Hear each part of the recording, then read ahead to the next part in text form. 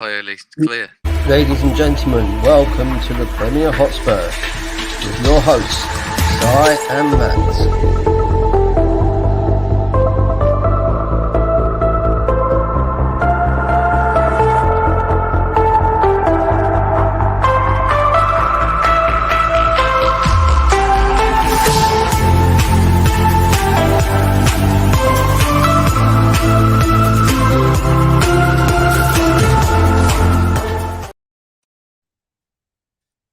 Yes, guys. Welcome back to the Premier Hotspur TV. It's your man Simon, North of England's biggest Spurs fan. Guys, we are back probably for the last time before Christmas, and it is the fans calling show. The reaction from last night. I wasn't available last night. Did that one last night, so we're doing it now. So if you are coming in, guys. The link is in the description. So if you go into the description on this channel, on this show, guys, the link will be there, the StreamYard link, and click on it, and we can get you on. After where me and Matt's had a chat, co-host Matt is in the building once again. Evening, Matt. Evening, mate. Hope everyone's well. Hope everyone's having obviously a busy time now with getting your Christmas shopping and Christmas Eve tomorrow. I hope everyone's well, and if you've got days off and you're wrapping presents at the moment, well, listen to us in the background and lovely jubbly. Absolutely. Santa's apparently he's on its way. Apparently this time of the year as well, Matt. West Ham. Let's get into it. So I said, guys, I'll say it one more time before me and Matt we have a little chat about it. The link is in the description, guys. It is the fans calling show. If you want to come on, just have your say for a couple of minutes. It's in the description. The link is in the description at the bottom. You'll see the StreamYard link. Click on that. Wait in the background, and me and Matt will get you on. So, evening, guys, in the chat. Evening, Matt, as well, once again. We have got Adam. Even Adam, how's it going? Chelsea in the semi? Yeah, absolutely. Chelsea in the semi, absolutely. Let's bring on the first guest, Matt. Let's bring on the first guest, Cody Mack. Evening, Cody. Hi, guys. How are you? How's it going? Yeah, well, good, mate. You? West Ham get better everywhere they go. Everywhere they go. And I'll just play this little video, guys. So sing along, guys. Everyone in the chat as well. Sing along to this one.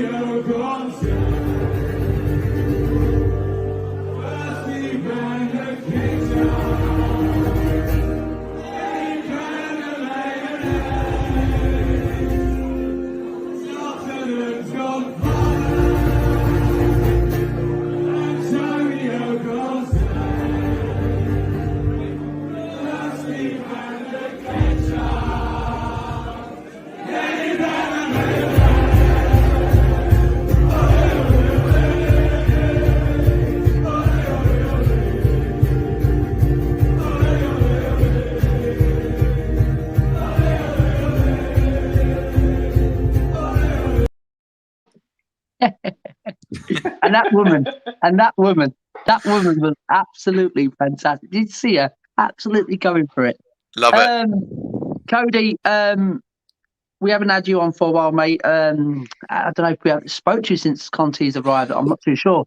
Conte, is this the Conte effect? What's happened at Tottenham at the minute, mate?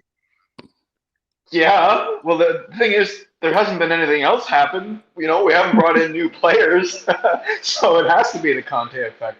I mean, you tell me one player in this squad that hasn't looked improved under Antonio Conte compared to Nuno, or even going back as far as Jose. It's been a remarkable transformation, and he deserves all the credit in the world. Let's face it, he is laying the foundation right now for becoming a Spurs legend. There's no denying it.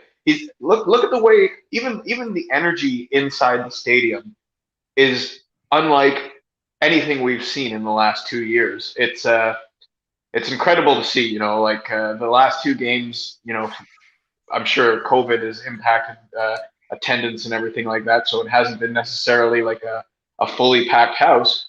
But would you have thought that just listening to the way the crowd were chanting in extra time last night? Like extra time, as a Tottenham fan, extra time is where you go behind the couch and hide and wait for the game to end. It's true. And So Absolutely, true.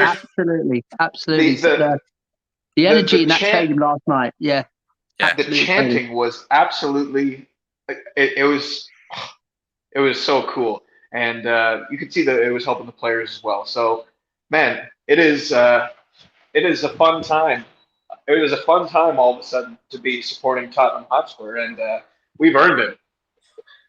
Absolutely, Cody. We've waited a long time. Me and Matt would talk about this every stream we come on now, this Conti effect. And right and truly, we deserve this. I mean, we thought Jose when he come in, we thought, right, this is it now. We've got a serial winner. It didn't work on the Jose, did it? It didn't work. It didn't get back properly. And Nuno was a gap. I don't think he was the eighth choice. And bringing Conti in, I think that's the best thing what Levy has done for 20 years, I think. After building I this mean, fantastic stadium and fantastic training facilities. You know what I mean? So we have to credit him. We have to. I know there's a lot of Levy outs and out there who still won't give him credit for this, Cody. But me and Matt, where credit's got to be due. He's. I think he swallowed his pride. I think he knows that Conte, if he wanted to get Conte in, his job was really on the line, and he may have to gone if he couldn't get Conte in. Yeah, it's going to be really interesting to see how business is handled here next month when the transfer window opens. Because for me, bringing in Conte, if you don't go and back him with significant, I don't know what's going to be available. You know, like we operate on a certain model, and I don't expect that model to change anytime soon. But if there is money to be spent, if there is a chance to push the boat out for once, January is going to be the time to begin. And I mean, I would settle, honestly, if we brought in one world-class player. You know, if we have $70 million in the kitty to spend, or 70 million pounds, let's not try and plug a bunch of little holes with players that aren't adequate for a side that wants to challenge for league titles and be a rock solid lock for top four. Let's give Conte a world class piece to put on his chessboard and build around, whether that is another center back or an attacking mid or another striker. I don't even care what we address, as long as we address it with quality and not quantity. Absolutely, Cody. Absolutely. Before we bring in Matt, there's a couple of chats in here. Adam West, wet spam in the mud. Absolutely, Adam. Thanks for coming on, pal. Harry, the Arsenal fan, how's it going, Harry? All right, sorry, mate. Can't wait to see the great London derby in the Carabao Cup final. Arsenal versus Chelsea, obviously. Absolutely. Big up, Harry. Anyway, big up, Adam. Big up, Cody. Neil says good win for you guys last night. Second half was a bit shaky though. Yes, we'll get into that, Neil. Absolutely, that's what me and Matt was talking about at the backstage. Adam says Levy has to spend properly in January. We still need players. Absolutely, Adam. So, guys, as I said from the word go from last night, what do we think of the lineup? What he put out last night and the performance? Matt, we'll come to you first. The lineup. He put in Pierre and Skip, and we spoke about this, Matt. About we don't like this having two defensive midfielders in there. It just stops us playing our attacking play sometimes. And he took out Winks and Ali, who had a fantastic games against Liverpool. Do you know what I mean? I mean, from start to finish. And was you a bit scratching your head time about that, Matt? Would you expecting Ali and Winks to start that? Well, obviously came out, before the game, his press conference said there will be changes. I'm not really sort of concerned about team lineups anymore. I trust the manager and I trust the guy that's in charge of our football club. When you're making Harry Winks play out of his skin like I've never seen him play, and Ben Davies playing really well, and Eric Dyer turning into a bit of a monster in the middle of the back three.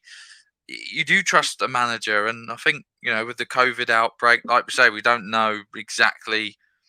We know certain players had it. We don't know what other players had it, and how well they coped after the Liverpool game. I think they used a lot of energy up in that Liverpool game, and I think he just knew that West Ham was going to be a tough game and needed a bit of freshness, and it was a chance to bring in the likes of Doherty and other players, because he's trying to keep the squad, I suppose, on side and together as one, like under Pochettino. You need your squad, because you need everyone to be like have a good morale in the dressing room and get confidence.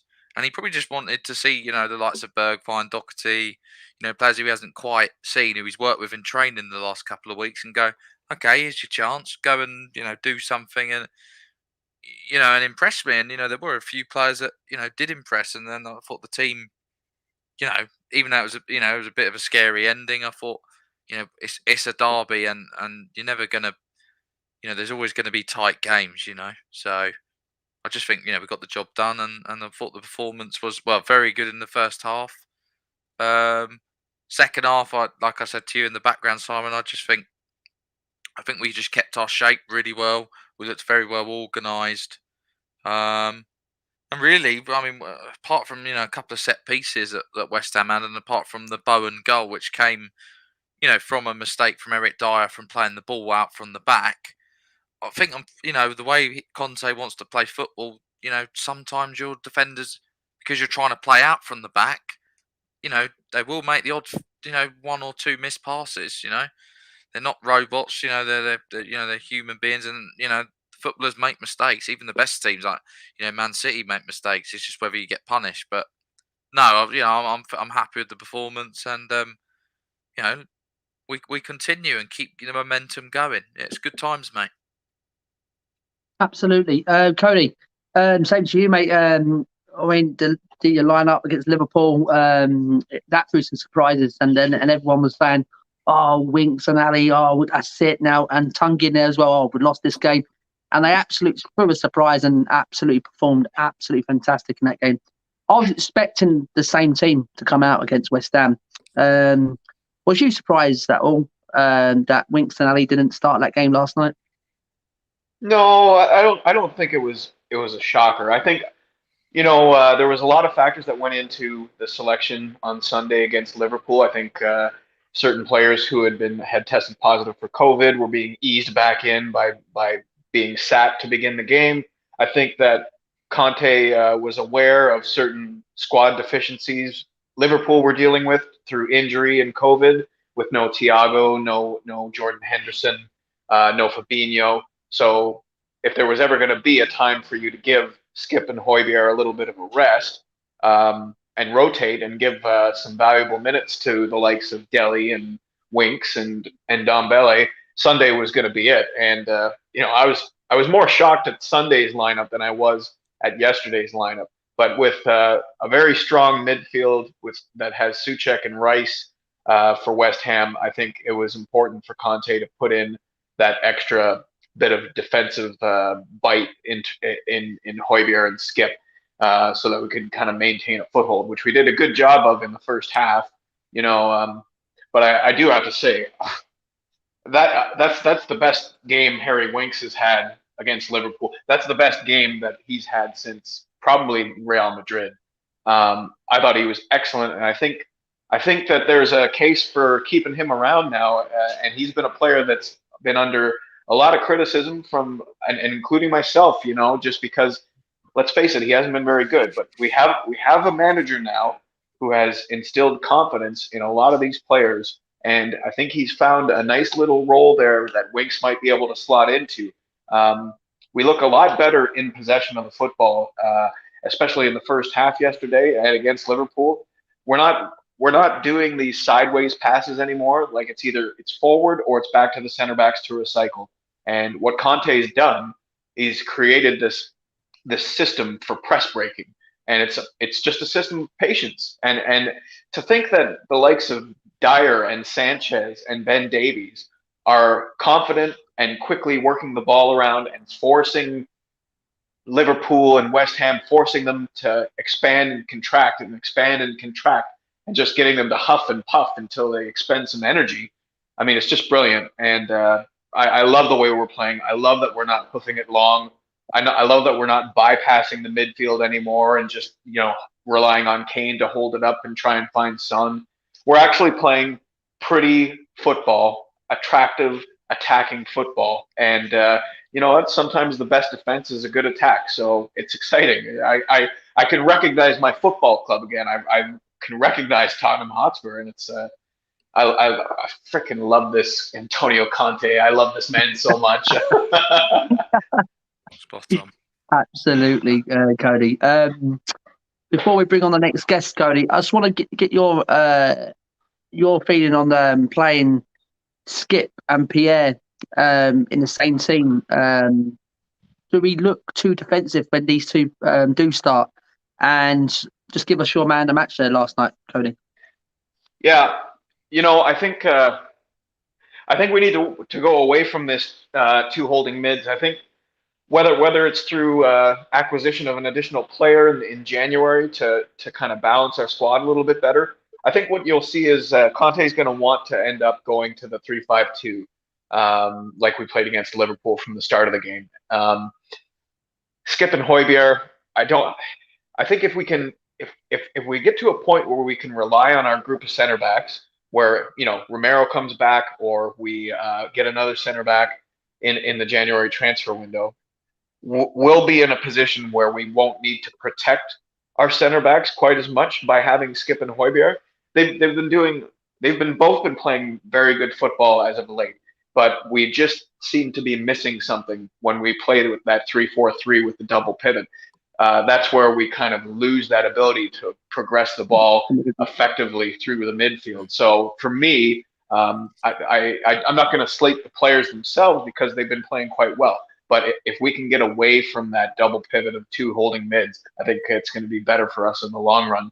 As far as man of the match for me, I know they gave it to Bergwijn, but Hugo Lloris was my man of the match quite easily. Bergwijn, happy for the guy. He looked like a different player yesterday, just like a lot of the players have. But Lloris, that easily could have been a 3-2 loss, if not for a couple of those marvelous saves that he made. It was Hugo at his best, and he's another guy. He's another player who's improved a lot already under Conte as well. You can see he's commanding his box a lot better, even if he's not getting to every ball. He's disrupting play on set pieces. He's coming out of his box and sweeping a lot more.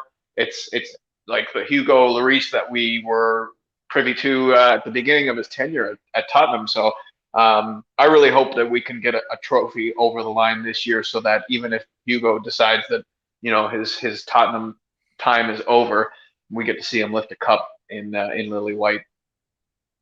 Absolutely, Cody. Look, Cody, listen, we can listen to you all day long. Absolutely fantastic. Analysts of what went on last night, matey.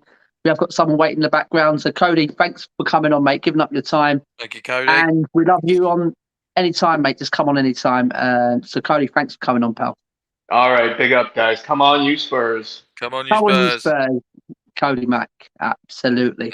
Legend. So before we bring on Steve, who's waiting in the background, let's go through some comments here, Matt. Simon says, you see that dig, that bold fraud had at Daniel Levy for not selling Harry Kane to City. Faults. You see the dig, that bold fraud. Are you on about Pep? Is it all about Pep there? Yeah, Matt, I'm guessing so. Yeah. Yeah. Fraud. Yeah, because only bald. Yeah, it's only one I think of is bold. It does a manager Absolutely. anyway. Yusuf, long time no see, my friend. How's it going? Long time, good win. Adam says the likes of Winks, Davies, Ali, and Dyer have all improved under Conte. The Conte effect is real. It's Chelsea next. It is Yusuf. Sam says, I think Pep upset that he won't be getting Kane in January because I reckon Kane stays now. That Conte is at the helm. So long as Levy back him, that is. I'll be blessed to have two very good DMs after all these years of making do with Dyer and Winks and with Wanyama's knees. But you need and Dembele type in there. Good defensive, but can switch on the fly. Yeah, absolutely, Simon. Thanks for your comments in here, mate. Keep them coming. Now let's bring on our next guest, Stephen Singh. Evening, Steve. How are we doing, my friend? Evening, mate. I'm good, mate. You? Yeah, not too bad, matey. Not too bad. I saw your post on Twitter with your kids at the ground last night.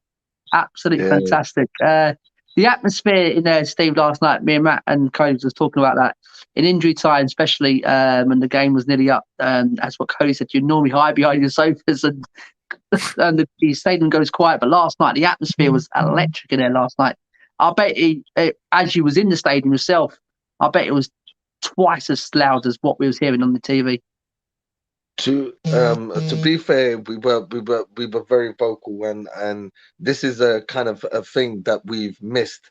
Like I want to make that more homely, and where fans are coming. Like when our last season at White Hart Lane, I was kind of hoping that the new stadium would take that on, and we are really impressive. I was just gonna touch. We played. I think it was Conte's first home game. I can't remember who we played. For the life of me, if you want Leeds. to, It was Leeds. Leeds, right? So when we played Leeds, the last like 5 minutes, I will be honest, and people say the first game when we played Crystal Palace, I was there for all of these games.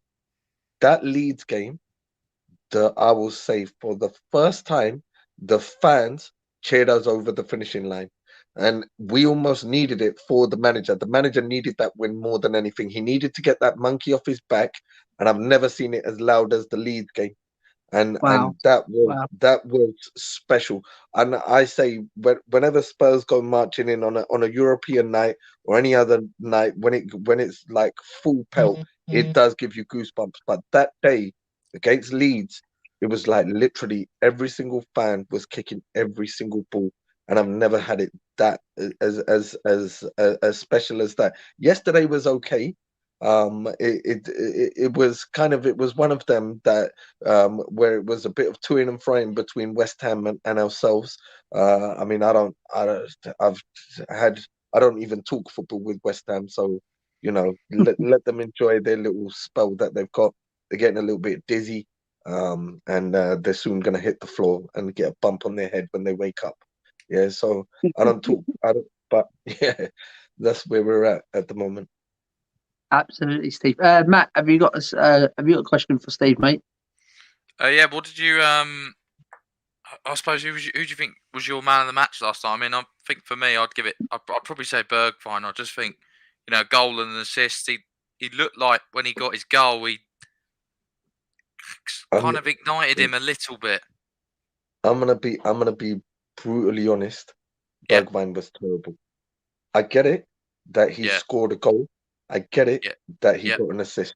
But if you watch it back, and I was watching from time to time, people that know me know that I will study a player, and I will just keep eyes on this player, their position on the ball, off the ball, and I will study it like a coach, like kids as well. So watching football is I'm watching it with kind of two heads on, and his touch was terrible.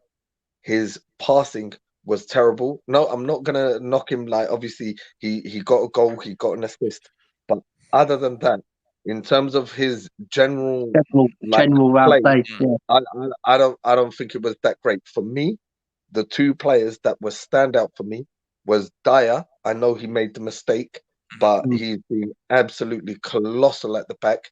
And for me, also, Lloris was integral to that win. I don't think, and I'm gonna say this, like it was kind of one of those weird games. It was literally a cup game. It was like there was no kind of I didn't feel like it was just one of them. It was job done, next round, let's go. And I'm not gonna like dress over too much more of that. I thought that I thought that it was an okay performance. The rotation players came in. Doherty, I don't ever want to see him in a Spurs shirt ever again. Terrible. And Terrible. And Emerson Royale is 30 million badly spent. And that's where I thought that when Winks came on, I thought that the intensity changed and Winks was flawless again. So I'm gonna give props to Harry Winks. I'm gonna keep him till the end of the season, and then I'm gonna look to move him on then. Yeah, as you said there, I mean, I watched on TV, and I think Matt watched on TV as well. But when you're in the ground, you see a better view in it. You see a better side of a player. And to me, I was saying to Matt before we come on, I said it was an okay performance. And so what you said there, it was an okay performance. We got over the line. We got the job done in the end. I did not like how we come out in the second half. It looked like No. just waiting. It was just waiting for the final whistle to go. Do you know what I mean? We just put our backs to the wall slightly and let West Ham come at us, and it could have backfired. But I'm gonna be under Conte at the minute, yeah. Sorry. I was just going to say that just briefly, with regards to what you were saying, like backs to the wall. Yes, the intensity dropped down a notch in the second half. I can't deny that. It was evident for everyone to see. But what we also have to factor in is a lot of those players are recovering from COVID. Now we don't know how badly impacted they were, so they've kind of got that like minutes under their belt, which was important. And now we know because Region, he was blowing out of his basically backside. All of those players were really struggling. So yeah, all of those players were really struggling. I think Hobier was blowing out a little as well.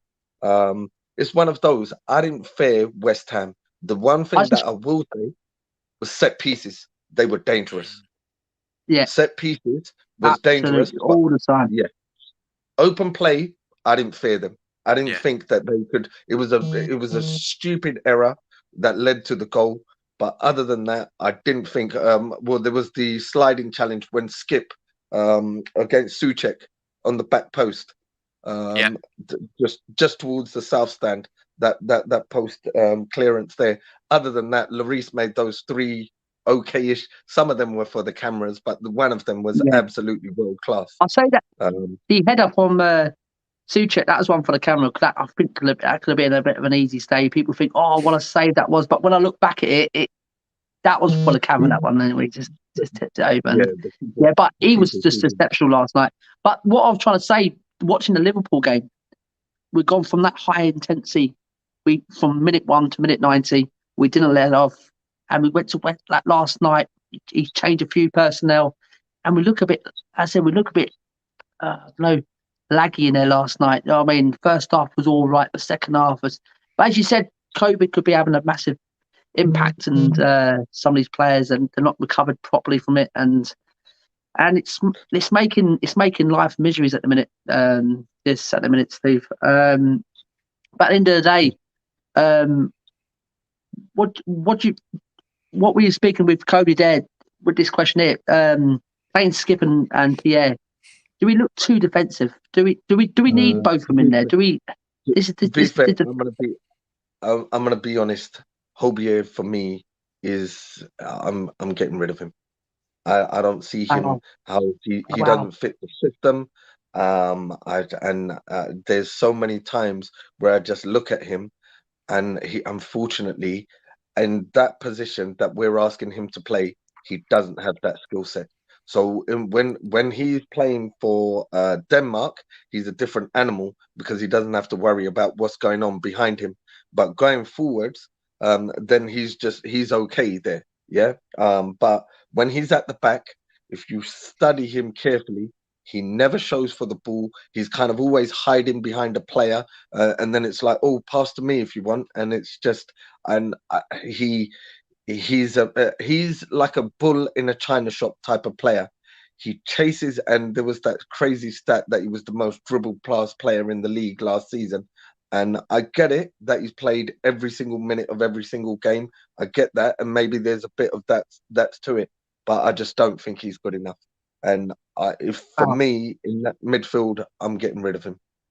He fist pumps and then like points and shouts. I don't see what else he actually offers. Wowza. Matt, you can answer that question because you're a massive fan of Pierre. But we have been speaking about Pierre lately, Matt, and we think Skips overtook him in that role. Me personally, Matt, answer that one from Steve. No, you know, I have thought about it this whole sort of season. I mean, I think I'm in agreement with him. I sort of think he's done his thing. I think under Mourinho, obviously, it kind of suited him because he was that type of just battling sort of player. He's sort of like, you know, he's the dustbin player. He just kind of collects everything, but he doesn't really offer you too much in terms of quality. I do get what Steve's saying. Yeah, no, but I even told you about it, Simon, the other day, didn't I? I said I think he'll sell him in the summer or January. I think he'll go, and Conte will look to bring in someone better who's a bit more equipped with maybe getting forward or maybe better as a box to box overall midfielder. So no, I agree with what Steve said. My question to him is, I suppose, who would you replace him with? Is there any sort of player you sort of realistically? There's a player that I like, and his name's out there. Frank Kessie. I know that this season because I have a soft spot for Milan anyway. But I'm just going to say that with Frank Kessie, this season he's kind of almost in an Eriksen situation. So the Milan fans are hating him because last season he was fantastic and like was reaching different levels. And this season he's got a year left on his contract. He's almost going through the motions, doesn't want to get an injury, wants to get a big move and a big payday. Who blames him? So it's kind of one of them. What do you want him to do? Because if he goes in flying, gets a hammy or gets a tweak or like a ligament injury, that's it. But if you watch his games against Manchester United, he is a player, and this is what we need. We need somebody who will show for the ball and then drive the ball forward and almost go from facing this way to the other way with the ball. We don't have Holbein doesn't do that, unfortunately. He does too much sideways, backwards. And if you look, the difference why Harry Winks was actually really effective and such a standout player is normally Winks is guilty of doing that. And he's been guilty of doing that for so long. But if you look, the most forward progressive passes were made by Winks. There was a stat that was out there, these stat sites that pull them up, and it was the most progressive because he was getting it and giving it, but giving it forwards. So it kind of almost alleviates that pressure as such. I mean, I just want to say a thing regarding the way he's playing. There's a video online about Ralph Rangnick, who's the Manchester United player playing the Gigny press, and I spoke to an Italian journalist called Nima, who was in one of our Twitter spaces a few times, and he came on and he was just speaking, and it's only when you see it in plain sight that you realize what he's actually doing. These little triangles, and it's like little rondo triangles that he's doing, and then he progresses it this side, that side, this side, that side. It kind of moves people out of position, and then bang, the ball over the top is always on. And that is fantastic. The only thing I will say is because it will be interesting how we fare against the Burnley, who are just like, okay, then come at us. Remember because if you have a look, incidentally, against Norwich and against West Ham yesterday, I'm pretty sure our possessional stats were in the 40% region. But then it was what we did with that 40% that was effective. How many times did you see it under Pochettino would have an 80% or 90% game where we were in possession, but then teams just sat back. They just sat back like a Burnley. And I remember when Eriksen scored in the extra time against Burnley one season, and it's literally they just sat back. And then that's where Conte's team will struggle against those. Unless you I don't think Burnley are built like that. They just they're such an anti-football team. that I think we will struggle to beat the teams that just sit back. But it's very interesting to see the way that this team is playing. But the fullbacks are integral to the way that this system works. One thing that I will say is a positive, and it's little positive baby steps that I'm looking at. Has this manager definitely got these players performing at a better level than they should have? Yes. I regret wasting 10 games on Nuno. I never wanted him as our manager. So we kind of wasted time there. But the main factor for me, which I really like, is that the goals are kind of being spread out a little. So Bergwijn scored one, Son scored one, and people picking up Lucas scored one. Whereas we were kind of solely reliant on Kane. Yet in those 3 or 4 wins that we've spoken about, Kane didn't even score. Yeah. So it kind of, we've gone away from being the Harry Kane team, but he played very well yesterday. His hold-up play was very well. I know that he missed two chances where they were a little bit, you kind of thinking, put it away. But I thought his hold-up play was quite good yesterday as well. 100%. Absolutely, Steve. So Steve, I said this is the first time on here, mate. First time speaking to you. About Conte. Where are we going to go with Conte this season? And is he going to deliver us a trophy, mate? And what do we need in January? Just tell us briefly on them 3 things. I think if we were to sign 3 players, we'd look at different proposition. So the 3 players would be potentially as a forward, I would say Vlahovic, the lad from Boca Juniors, Alvarez, or an Insigne, because he's available on his deals up at the end of the season. So those 3, I would say, for the forward position, or if you can get Insigne on a pre-contract, get him in as Son cover or potential like a play up top kind of guy, because he played big man, little man. So I'm up for that. But Vlahovic is one that everyone's touting. If you, in my opinion, if you leave that till the summer, we're going to get priced out of Vlahovic. So it's either now or never. I think that a centre back is somebody that I would look at. I'd say in terms of names, I wanted De Vrij, but apparently he's signing a new deal. I'd probably say that the Bremer is a decent name that's being touted about. Sven Botman can play. But let's see that then. And then in the middle, I'd probably take Frank Kessie on a pre-contract or a minimal fee. So they'll be my 3 players. Levy has to back this guy. He's kind of 100%. He's stuck between a rock and a hard place. So it's like stick or twist. And it's like, because if you let this guy down and you do not buy the players that he wants, he will let you know. So there's nowhere for Levy to hide on this one. And my question to him would be, why are you paying like £15 million a year in salary if you're gonna get, like, do you know what I mean? It's it just doesn't make sense. So he's got to back him. The only thing I'm worried about is that there are whispers that COVID might come back and like lockdown, like restrictions. So that's the whisper that's doing the rounds. That Boxing Day might be the last full capacity game that we have. So that's the talk. If that happens, then we are in trouble. So I'm happy. I've seen enough baby steps that if you invest in this guy, I'm confident. And I don't think we'll win.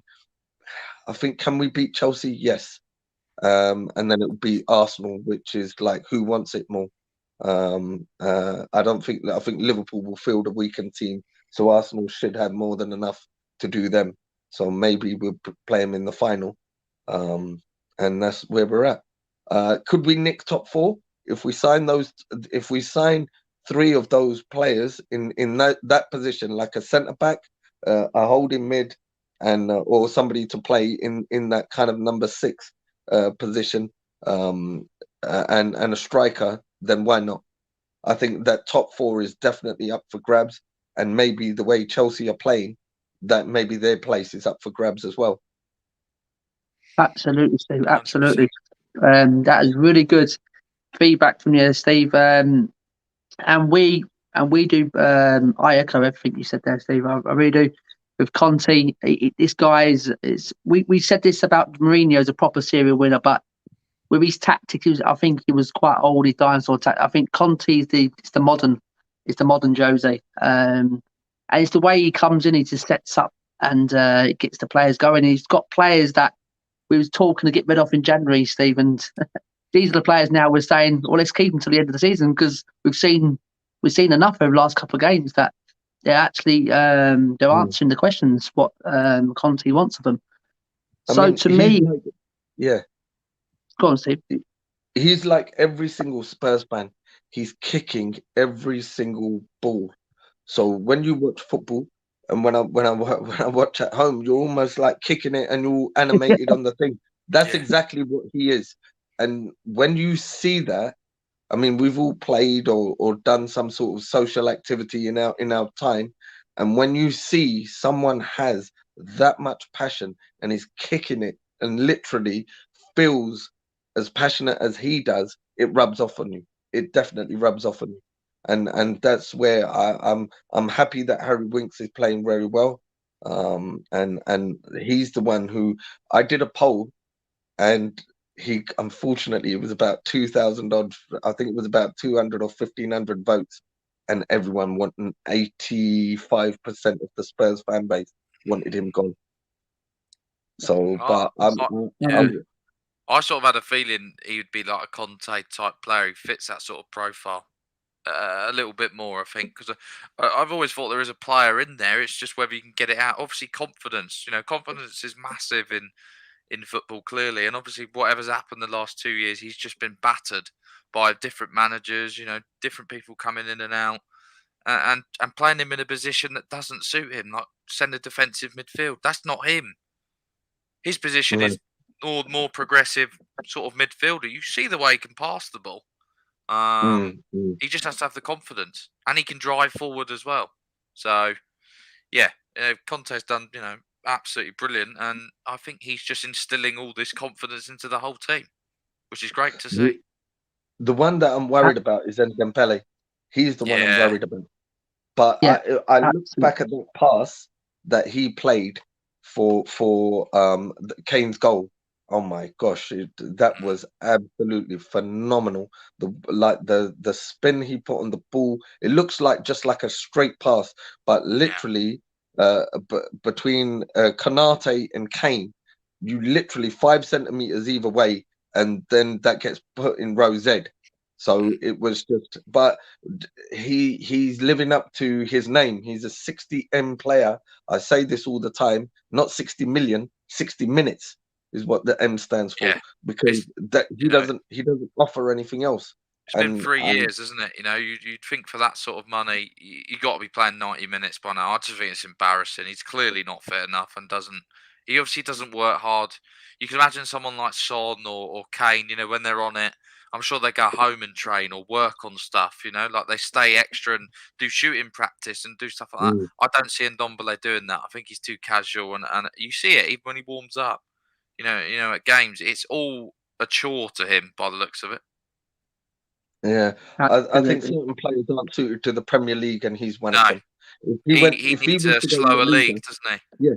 If he went to La Liga, he would literally be like Messi-esque, because he would have that extra. And I think, even though I stand up for him, I think Lo Celso is another one. I think that the slower leagues are going to suit him. I've stood up for him. I like him, but plenty don't. But I do see something there. If it doesn't work out for him, then I'm sure we'll get suitors like Atletico will sign him. Because of their manager, and he knows the league, so why not? If we can get, I was surprised. I was surprised at the Celso, maybe because he is fit now, isn't he?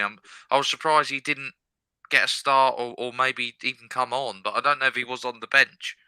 To be honest, I can't remember if he was on the bench or not. I think what's going to be telling. The Celso last night was on the bench. Yeah, he was on the bench last night. Yeah. Okay. I think what's going to be telling. How many subs did we make? We made 4 subs. 4 or 5, wasn't it? 5. It's 5. Isn't it? I think he used all 5. We used all 5 last night. Did we use all 5? I think We so. used all 5 last night. Yeah, I'm pretty sure he bought Tanganga. Oh yeah, he did a double single, didn't he? Yeah, Tanganga, Emerson, Winks, Ali. Yeah, Ali. Yeah, Ali. Yep. Maybe it was 4. Maybe it was 4. If he doesn't get a look in when we're playing 2 games back to back, I mean, I'm gonna be honest. This fixture pile up is a massive worry for me, because the main thing that I always say is that at playing these teams at this moment in time, these kind of Newcastles, your Leeds, your Burnleys, your Norwiches, they're not playing for anything. They're almost going through the motions. So they turn up and they think, oh, we're going to get hammered again and again and again and again. Then what happens is lo and behold, at the business end of the season, when they're fighting for their lives, those away games at Brighton, which is never an easy place to go, and we got Burnley and we got Leicester. Now they're 3 hard away games. They are 3 hard games. So I always look at Burnley as a benchmark, like Burnley away as a benchmark. If your club's if it's got any kind of top 4 aspirations, you need to be getting 6 points against Burnley, home and away. If you're not getting that, then you're kind of, where are you? So let's see where we're at. I'm worried about that fixture pile up. Let's just hope we can freshen it up a little in January. It's not an ideal situation, so let's just see what happens. Really, a lot of teams are dropping points, aren't they? You look at Chelsea; they've fallen. I know they've had obviously COVID, but they've fallen right off the cliff. Really, drawing to Everton, 0-0 against Wolves. You'd expect them to beat them, especially Everton at Stamford Bridge. I really thought they'd probably go there and win 2 or 3-0, to be honest. But it's a funny old season at the moment. I'm gonna go on record. If he falls, I'd say 7 points off the top 2 of first place. I can see him get sacked, and you can say, well, that's mad because he won the Champions League. Well, hello, Conte won the league and got sacked. Ancelotti won the double, got sacked. Lampard spent 200 million. Yeah, granted, he got more time, but he got sacked. And then you had Di Matteo won the Champions League, got sacked. The fact of the matter is that Chelsea's Abramovich has been in charge for 18 years. He's sacked 18 managers in that time, and he's won 18 trophies. They're the most successful team in the last. When it's going wrong, he's not afraid to push the button, is he? Exactly. Because what he does, unlike Levy, is he backs them and sacks them, whereas Levy sacks them, but unfortunately doesn't back him. So that's the problem that we have. So let's see. I wouldn't be surprised if the only thing that I can think could be his potential saving grace is they will beat Lille, and they'll beat Lille comfortably. So he's potentially still in the Champions League. But if he starts falling away, they're going to make a call, and it wouldn't surprise me at all. And if they went for a Ten Hag or a Zidane, wouldn't surprise me at all. Absolutely, Steve. Steve, we could listen to you all night, mate. Absolutely fantastic. Cheers, Steve. Some fantastic knowledge of Tottenham. It's great for someone to come on as well who goes to game in, game out, and just tells us what it's like there. It's more intriguing than being at the stadium. You see everything. Steve, thanks for coming on. Merry Christmas to you and your family and your kids. Merry Christmas, Steve. Have a good one, mate. Have a good Christmas and New Year, man. Yeah, send me the link and I'll post this on Twitter as well, man. You guys are doing a good job, man. Keep it up. Yeah. Steve, thank you, mate. Absolutely. Thank you very much. Absolutely. Stay safe, mate. And come on whenever you want, mate. Come on whenever you want. Send me a line. I'll always come on and have a natter. Not a problem at all, my man. Take it easy. Steve, take it easy. And Merry Christmas, mate. To you and your family. Come on, Spurs. Come on, Spurs. Absolutely, Steve. Absolutely. What a guy. What a guy. Got some comments here, Matt. That's how easy it is, guys, just to come on and have a good old chat. And absolutely. That's what Matt's trying to say. Yeah. Nice one, Matt. You said, guys, the link's in the chat. got 10 more minutes because Matt got to have some dinner. Got to do some rapping. I've got rapping, mate, to do. Jesus. So 10 more minutes, guys. If you're in the chat and you fancy just have a little nat at what Steve and what Cody, two absolutely fantastic guests there. We can listen to them all day long. Absolutely, two top guys. Just come on, guys. Where was we? Was here? No, we wasn't. It's Deertrex. Yes, Deertrex from Toronto. It looks like a Winks on Ali Dyer Sanchez are playing, but I would sell them to buy better players. At the moment, we could get big money. Thanks for coming in, pal. Some says Moyes look like a soggy crumpet at the end of that game. As soon as a few games they going against them, they revert back to how they were. Plus, the big players like Rice will move on regardless. Mate, absolutely Rice could be heading to the top. I mean, you never know. Cody says, FFS, got to say Merry Christmas. Not a problem, Cody. Merry Christmas to you and your family. And we'll sure we'll see you before the new year anyway, Cody. So big up Cody Mack and big up Steve Singh, who both fantastic guests on here, guys. You can follow their suit. Get in that description. Hit the link, guys. Come and have a word with me and Matt. Cody says Steve Singh the GOAT. Yeah, absolutely. First time on. Brilliant guy. Some says I'll keep him for rotation. Skip, I think it's all about Pierre, but I'm dreaming of Barella. Barella, what a player, Matt. Barella was a fantastic sign, isn't it? Absolutely.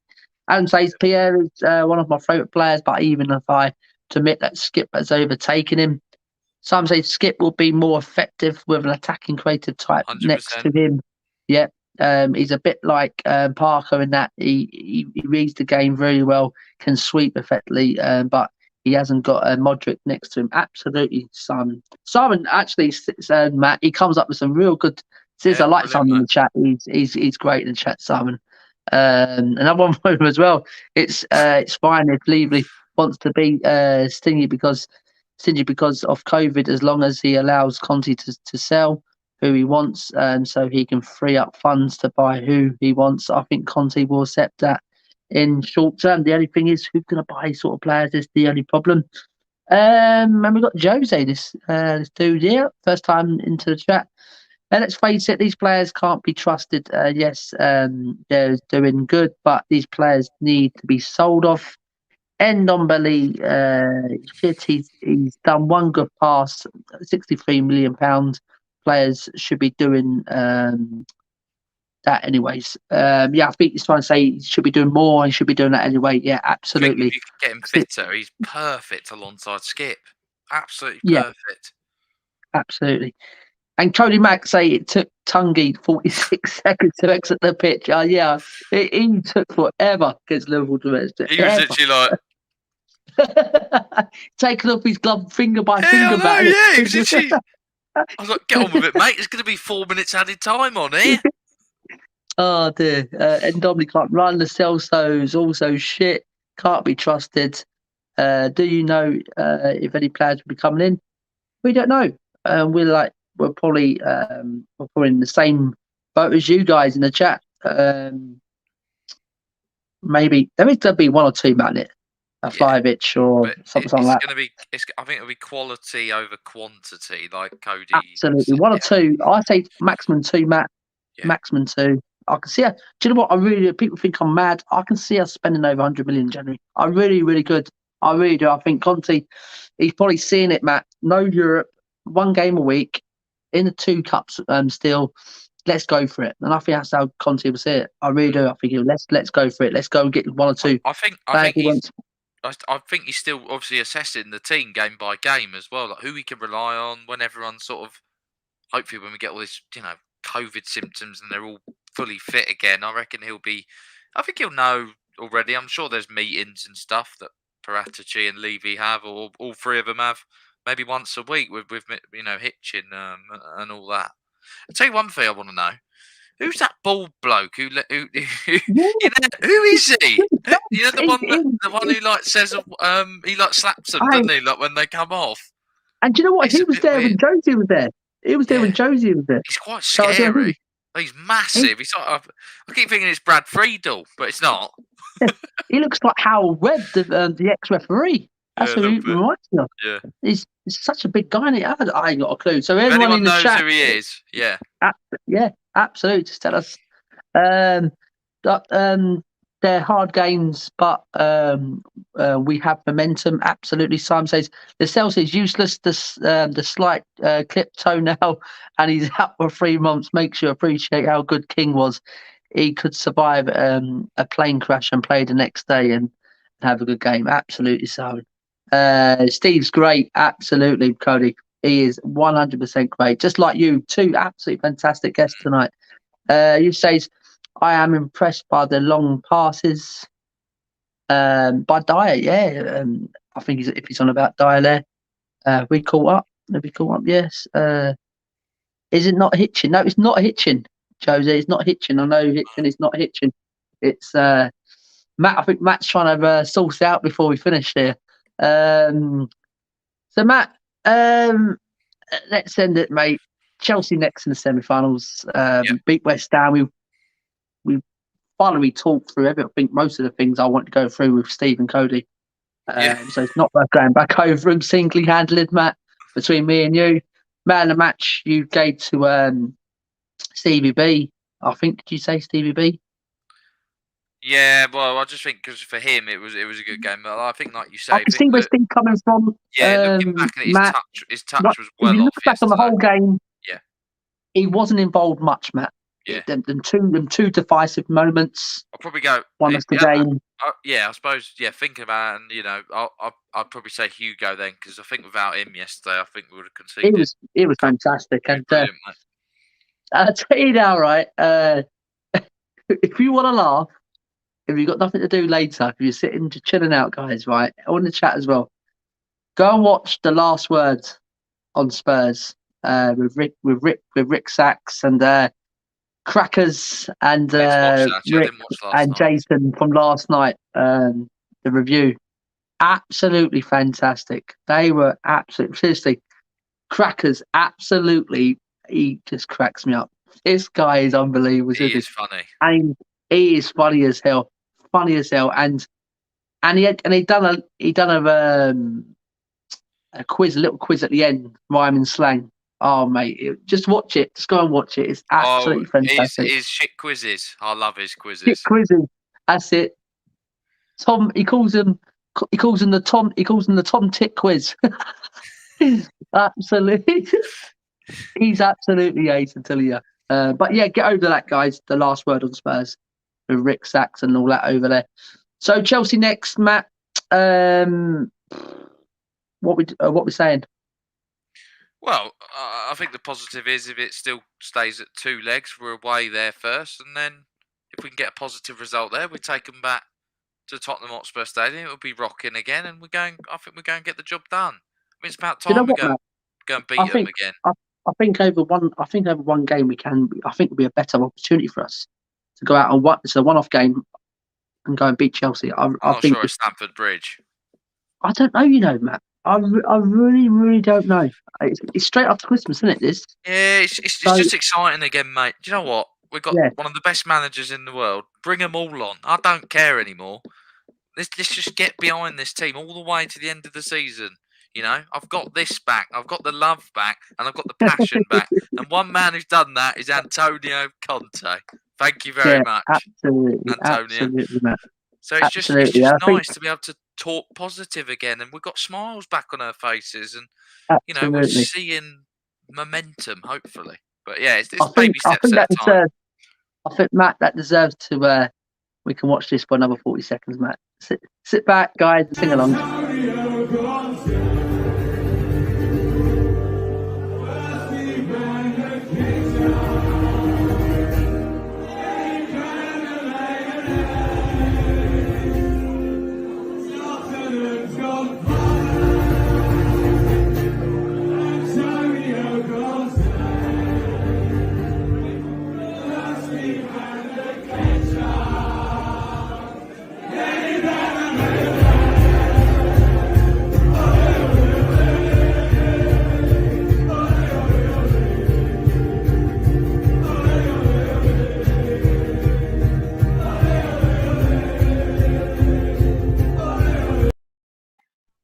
amazing things. Love it. Amazing things. What a song. What a guy that James Black, in it. He comes up with songs. Unbelievable. I mean, still, I've got something like that inside the stadium, Matt, which is fantastic. Brilliant, mate. And and we're seeing more songs come out after games. Like the West Ham song, last night. But the atmosphere seems to be turning again and almost going back to the good old days. So long way it continue, but it's still a long way to go. But it's just nice to be able to talk positively again and enjoy Spurs play football and enjoy. I want the next game to come. Absolutely. Nippon, how's it going, mate? Big up Nippon. Got Chelsea next. And Matt, just quickly before we go, I know you need to go, Matt. The West Ham fans, absolutely disgraceful. What we've seen on Twitter, that guy on the tube. Yes. Travis Summers.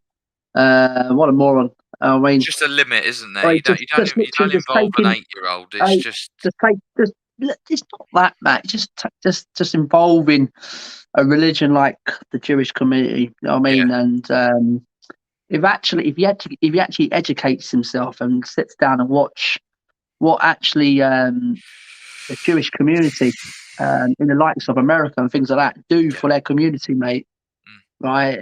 It'll make them shut up. You know what I mean? Because what they do, mate, I watch a lot of YouTube and I watch a lot of things and like that, and I can't watch away no more. I've got to keep watching them because they are absolutely fantastic guys. What they do for their community, and big up to these guys. I mean, people absolutely, say nasty things about these sort of people, and then I think that he's educating. I think that's what the biggest problem in it, Matt. And they need educating these sort of people. Simon, we know a couple of the West Ham fans. A few come on here, and then a few. Most of them are actually really nice, but it's just the small, maybe 10 to 20% of West Ham fans are unfortunately stuck in the old times and like violence and think that's the thing to take to football. We all like banter, but that's the thing I sent you earlier, where it's just a dad taking his son to the football, and then his dad's getting battered, and his son's having to listen to that, the horrible words and foul language. But fair play to the little boy for giving him a bit of stick back and singing "You got battered." What they're going to do, So I just think it was a horrible story, but also fair play to the little lad. He obviously didn't let it affect him. And okay, Matt. Okay, we sing it in the stadium. It was loud and clear last night. Why word is still ringing around stadiums. We've always sung it though. That's the question that's being asked at the minute. Why are you pulling that where your 60,000 was singing it last night? But it's not only that, Matt. They go a step further, mate, and just literally just torment this religion, this community, and what they do. Great people. So I think people need to start educating themselves really before they start saying things like this, mate. Most fans are pretty good. I think the most problems we have it's Chelsea and West Ham. It really is with that word anyway, using it in a derogatory term. So maybe they need to be educated a lot more. Yeah, absolutely. I'm not going along, mate. Every fan in the world needs educating. I'm saying, as you said there, rightly so.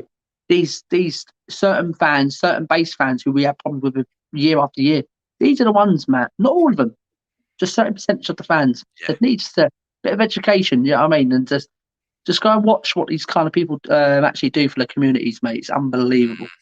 And Matt, if you go and just watch what they do in America, it's what they set up over there, mate.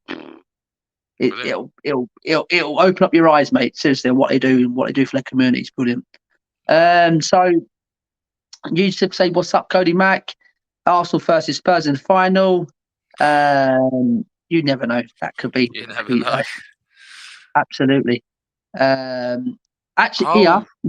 is that him, the chief fitness coach? Carlos. I'm going to search him. Carlos Lylin. Okay. Here we go. I thought he looked like a big boy. To be fair, he was. Yeah, hang on. You should say wait, go on, Jose. Jose's got it. Wait, go on, lad. Yeah, he was there last year apparently with Mourinho. He was up. Yeah, he was with Mourinho last year. That's it. Yeah.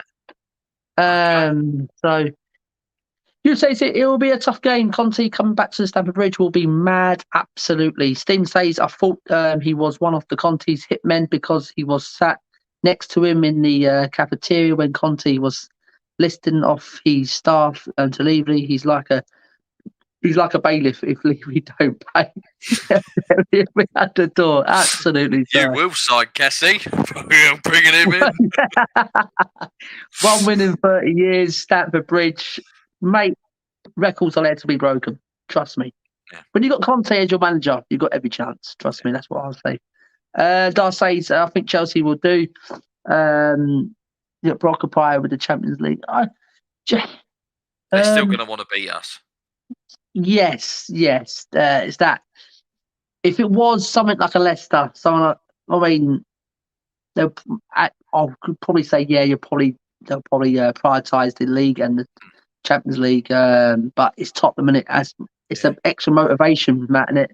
And Chelsea want to win. They want to win everything. They're not the club that just don't want to throw away a competition. You know, Abramovich is still going to go, well, that's a trophy. I want to win that again. Why not? Absolutely. Oh, already a song for Conte, absolutely, and and the Conte Hammers bubble has been popped. It has not going to be an easy game. You say it's good talk. See you guys. Yes, you said thank you for coming on, pal. Absolutely. Neil says, I think when you look at the game between Liverpool and Spurs, then you compare the performance against West Ham. That was like chalk and cheese. Conte understands the big games very well and motivates your team very well. Absolutely, Neil. You couldn't put it perfect. That's brilliant.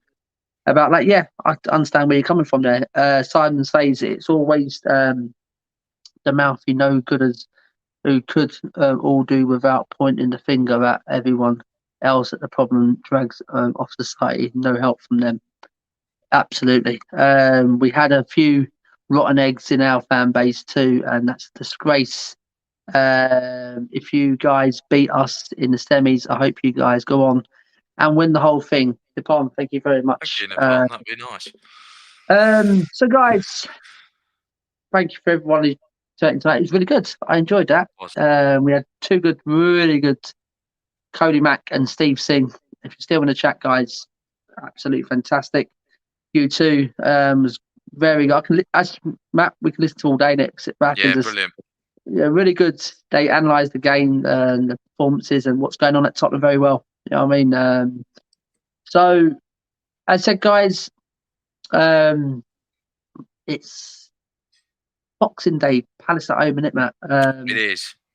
So, I don't think we'll do anything over that. We're going to enjoy Christmas. We'll probably get that one a miss. And we'll see you back after Christmas, guys. And go enjoy yourself. Merry Christmas to every single one of you in the chat who supported the channel. We are on the road to 1K still. We're slowly but surely, we're dragging ourselves there. We had our break, but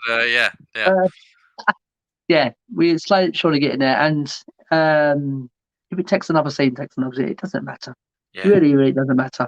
Because we're not like others who we can be on it every single time of the day. You know what I mean? So,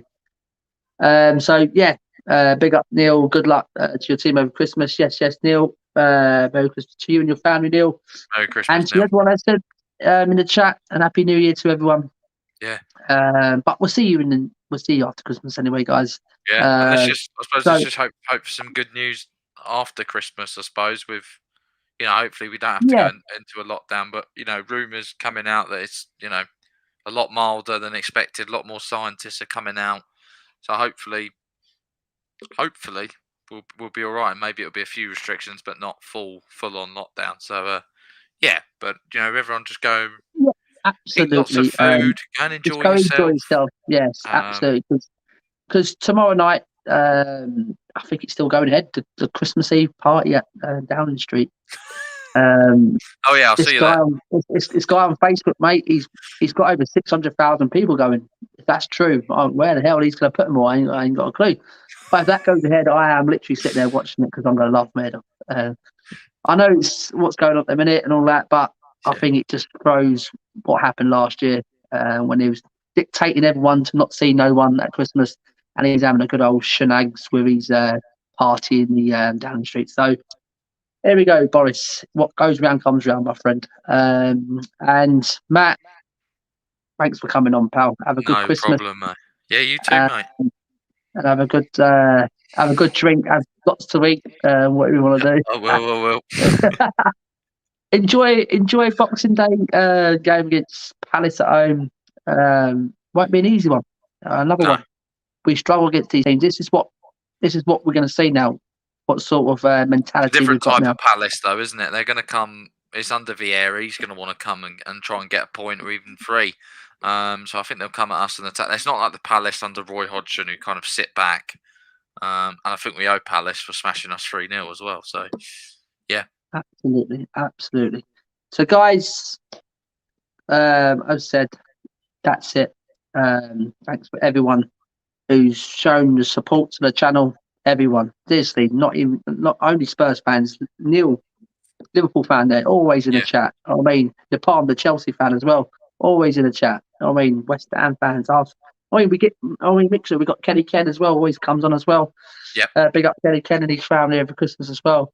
And it's big up to everyone else. And let's hope we can have Bobby as well. Yes. Get out as soon as possible. Get well as soon as possible, my friend. And it's not nice to be in there over Christmas, but I believe that you can come back from this meeting. You're strong, Bob. You keep fighting, mate. That's it. And we'll be here. We'll be here to have another little runt about Tottenham, Bobs. Don't worry about that. So I said, big up to all the Spurs family as well. Merry Christmas to every single one of you. And me and Matt will see you straight after Christmas sometime when we're ready. So good night. God bless, guys. From Premier Oxford TV. I've been Simon. This has been the co-host, Matt. Cheers, guys. Merry Christmas. I said, guys, enjoy it. We won't give you the Conti song again. We'll leave you this. Everywhere we go, everywhere we go, everywhere we go, it's all the boys making all that noise. Everywhere we go, everywhere we go, everywhere we go, it's all the boys making all that noise. Good night. God bless, guys. Night, Come guys. on, you Spurs. Come on, guys. Come on. Come on. Merry Christmas. Happy New Year. Merry Christmas.